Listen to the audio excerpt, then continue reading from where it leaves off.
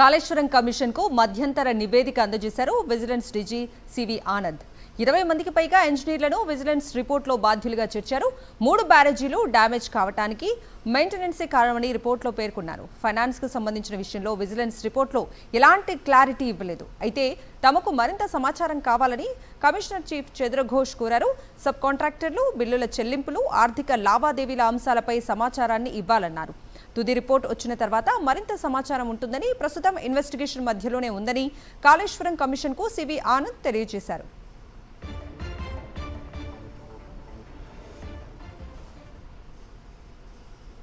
ఇక ఇదే అంశానికి సంబంధించిన పూర్తి అప్డేట్స్ ని మా ప్రతినిధి శేఖర్ అడిగి తెలుసుకుందాం. Shekhar, Kavitha, Kaleshwaram commission chief justice చంద్రఘోష్తో సివి ఆనంద్ భేటీ అయ్యారు. నిన్న ఇన్వెస్టిగేషన్లో భాగంగా సివి ఆనంద్ తనే స్వయంగా తన దగ్గర ఉన్నటువంటి రిపోర్టులను తీసుకొని వచ్చి ఘోష్తో భేటీ అయ్యారు. దాదాపు 40 నిమిషాలకు పైగానే ఇద్దరి మధ్య భేటీ కొనసాగింది.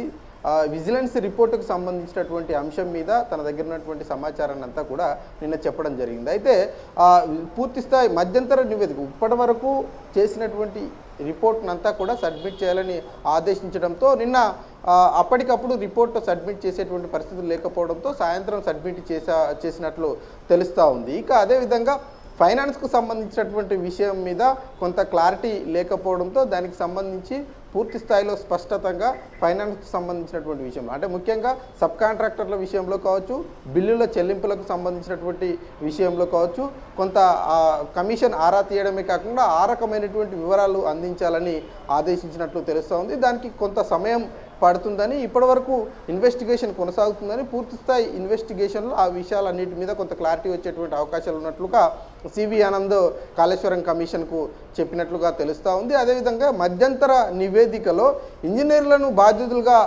చేసినట్లు కూడా సమాచారం అందుతూ ఉంది.